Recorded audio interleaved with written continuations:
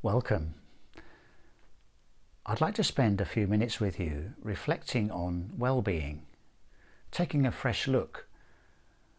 And the first thing perhaps just to say is what I mean by well-being. It's a word that's used in lots of places these days, and it can mean different things to different people.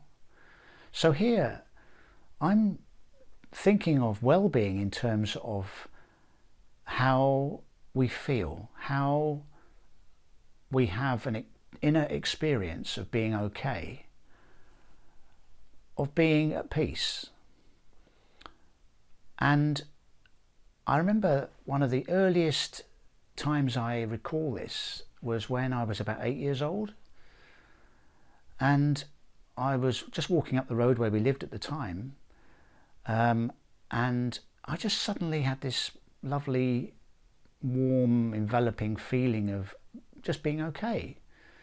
And there was no obvious reason for it. In fact, in my 8-year-old superstitious little mind, I put it down to the belt I was wearing. I had a little elastic belt with a snake type buckle, and it was striped in the colours of my school uniform, and I just thought that that was why I was feeling good. I had my belt on, my lucky belt. And it's strange actually, because many years later, as a very mature adult, I came across a market stall selling similar belts, and although they didn't have the colour I remembered, I had to buy one just as a sort of souvenir of those days.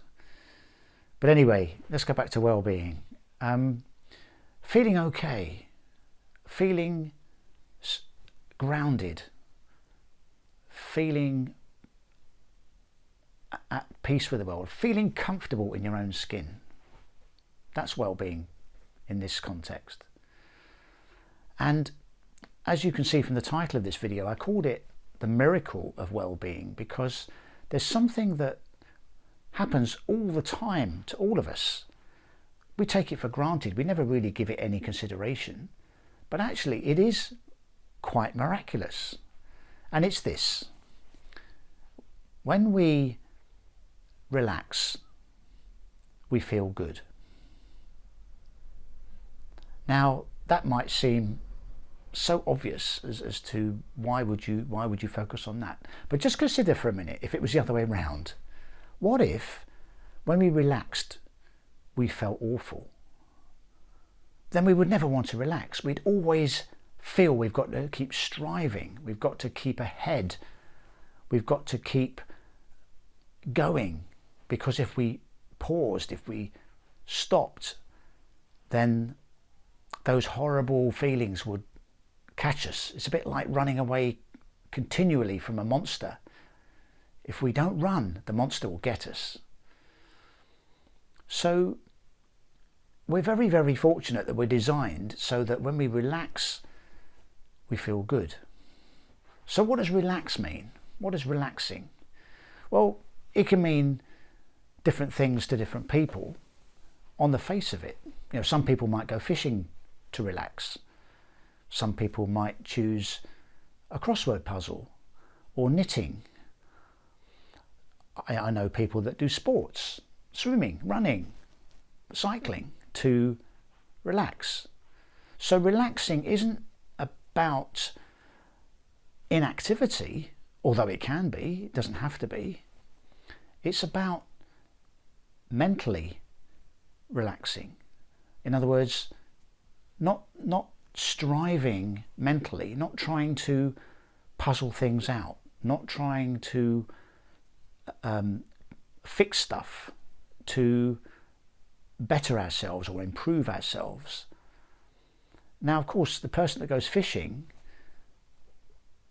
won't necessarily find every time they sit on the riverbank relaxing, because it's not the fishing that brings those feelings, it's the fact that they are stopping the typical mental striving, that their mind is becoming quieter as they sit by the water, so that they then have those relaxing feelings.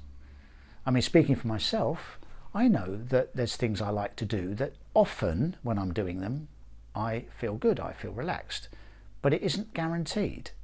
Sometimes I do those things and I don't feel relaxed because it's not the thing I'm doing that makes me relaxed. It's the fact that I'm giving my mind a break. My mind is quietening down.